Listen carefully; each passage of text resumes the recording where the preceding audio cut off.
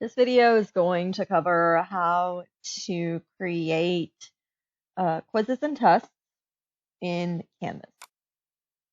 We're going to open the browser, go to Canvas,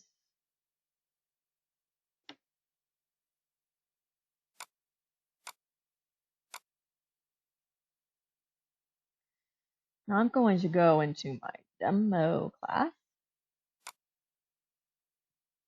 Here. So once I am in here, and I'll go through it as if I were creating a new module. So so this would be a unit that I would be doing. So let's say,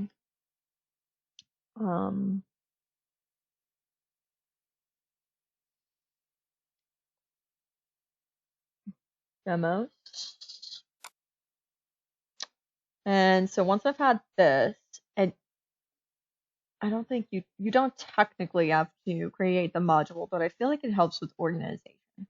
So once we're here, we're going to click plus, and I'm going to go into quiz. Now I use this for tests. I use this for what I call chapters, where I add a reading at the beginning and then I add questions at the end. And I can show you that later. So we'll call this demo test 1. This is going to be a regular kind of assessment test. In here, you're going to click on your assignment group. So you should have imported your categories from PowerSchool. This is going to be important so that when you click sync, it actually goes into PowerSchool. So you will want to pick your whatever the category is. All right. Now I'm going to go into the demo test that I'm making, and I am going to click edit. And so here I have a few things I'm going to do. So here would be the instructions. So demo test. Could say something like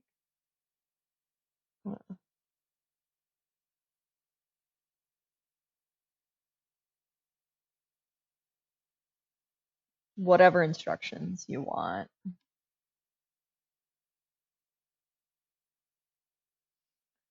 So here it allows you to do a couple things. You can make this a practice quiz graded. You can make it a survey. In this case, we'll do this. Here is where you click the categories. Here you can decide if you want to sync it to PowerSchool or not. You can always do this later. If you're doing multiple choice questions, I would highly recommend clicking Shuffle Answers. It makes it easier on you. You can add a time limit if you want.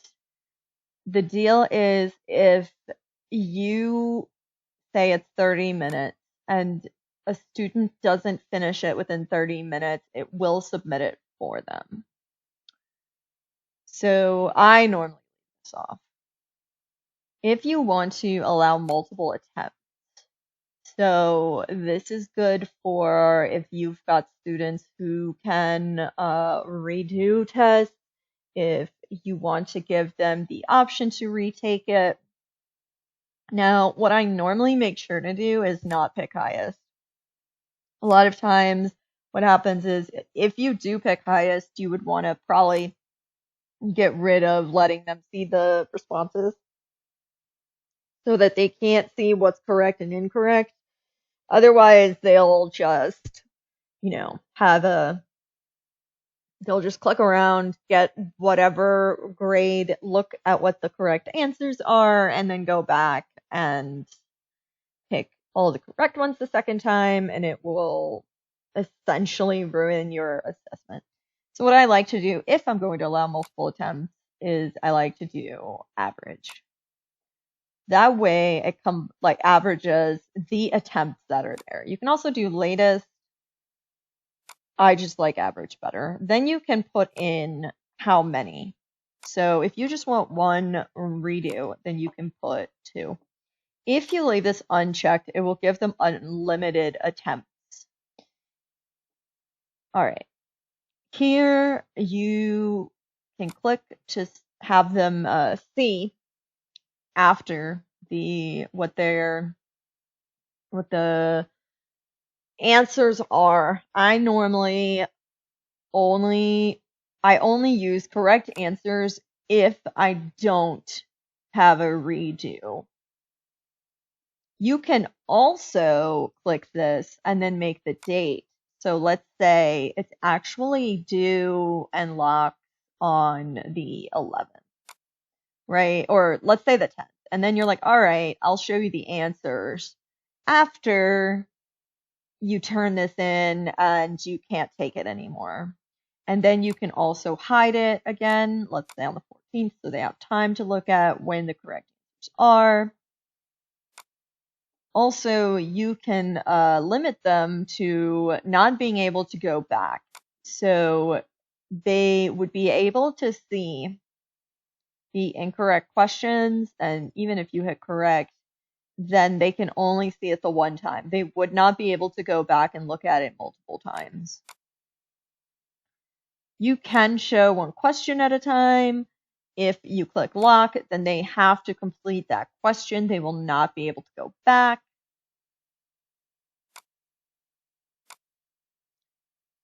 If you want to restrict them getting in, then you can require an access code. So if you want them to do it in a certain time point and you don't want them going in early, you might want to put in a code there. I never click this.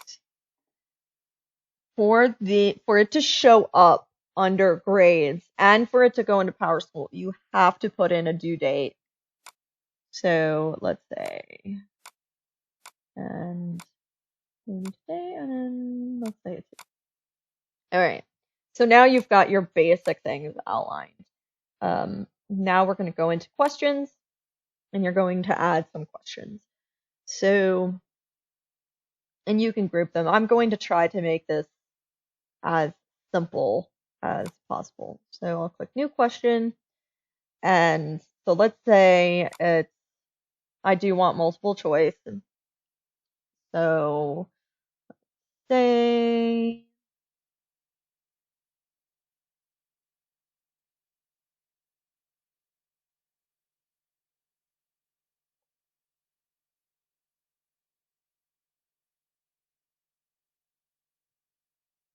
and so I might put module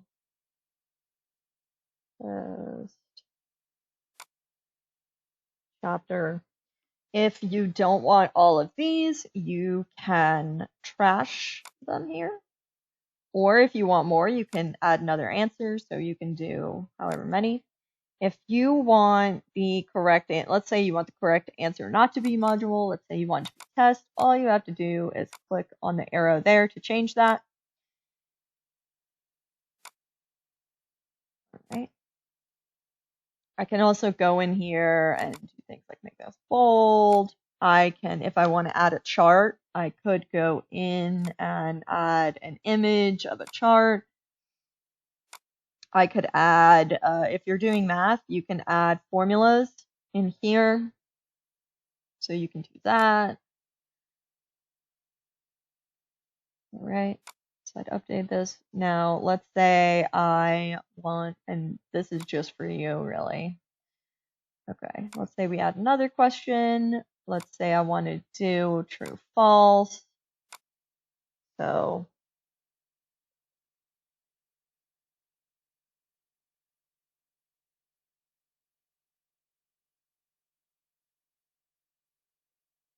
right, and then you just click what you want it to be. So true. You can also elaborate on why it's true by clicking in here and telling them, or why something is incorrect. You can do checkboxes.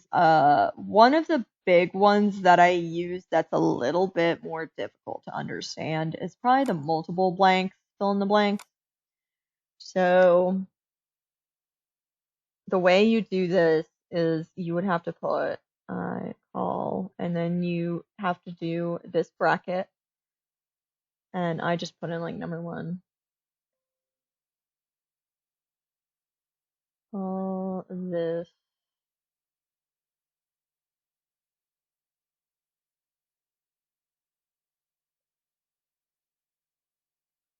So for the first blank, I'd have to click in here and click number like 1, and then make this so it's units. And 2 would be like modules. These are not case sensitive, but they are spelling sensitive. So students would have to spell this absolutely correctly. So let's say if you want to be nice, maybe you do a couple. Like let's say you are like, okay, I'll take it without the S. You can go back in and regrade it later if you want. So these would be fill in the blanks right there. So you have to have these brackets. Each bracket will be a blank. And so that's pretty much it. Now, what I normally like to do first is save it and then preview it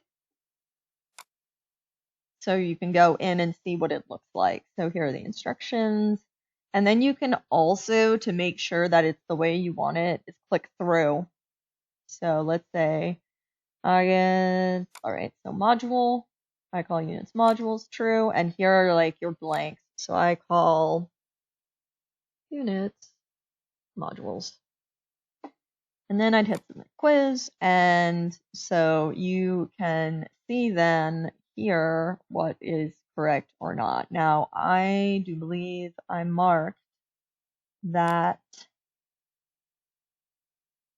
I don't, so if I got something wrong, it would have marked it in red. Or if I want them to see that it's right. So let's say I click save again, and I'm going to preview it again. So I call modules true. Let's get this one wrong. Let's say I do it backwards. Modules and unit. Let's put it in wrong. So I submit it. So here it tells me correct, correct, and now incorrect. And this was the options. If you have, that's the other thing. If I go in and normally if I have multiple blanks, I like to change the amount of points over here to the amount of blanks. So let's say there's 2 blanks. I like to put in that there's 2. Be careful with that. 2. That way it counts it as 2 points instead of the 1. That's optional for you. For students to see it, you do have to publish it. So you would have to have this here and save and publish. And then you go back to home. The other thing you have to do for students to see it is you have to make the module or unit published. Otherwise, it will hide this. So let's say I hide this. I go to student view. Student view is the best way to check if something. So you can see right now there's nothing. If I leave student view, and now I go and publish it. Now I go into student view. Now I'm going to be able to see it. And this is what it will look like to them. So they go in, click take quiz. If you required a code, they'll have to put that in. And that's pretty much it for how to make a test. Even though it says quizzes, you can make this a test, you can make this a quiz. The other thing I like to do sometimes is make this a reading. So if I go in here and student view, and so let's say I want to make this a reading, I will change it to quiz, and then I will call it. So let's just do demo reading. And I would normally class homework, I'd add it, and in here I would Go to edit again. I would click all the things I needed to. Now up in here, instead of leaving instructions, I would put the reading. So Canvas demo, and let's say I go in here and I'll center it, bold, underline. You can copy and paste things in here as well, or put links to other readings. So let's say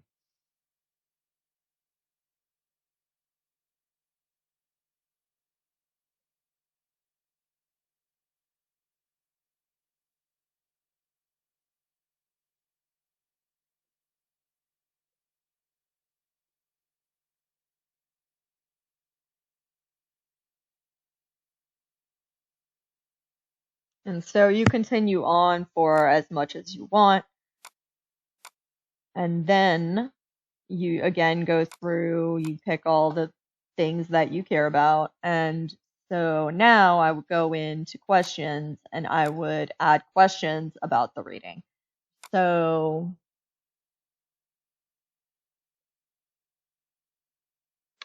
then I would do,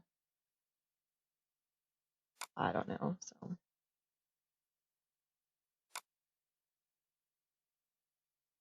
for example, and update, let's say, save and publish. Now I didn't put in the date, so it's not going to put it into grades. Maybe.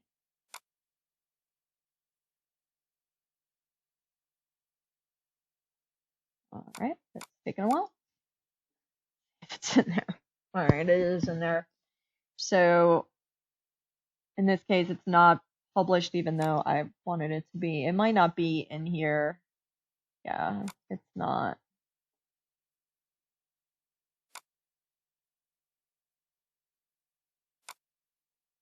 So it's lagging, but if it would be in here, again, you could preview it and you'd have, okay, so part of it's in here now anyway. So normally the reading part would be up in here, and then you've got your questions. So that would be there. It might be, yep, that's what it's mad about, is the due date not being there. That's why it's not saving. So let's try this again.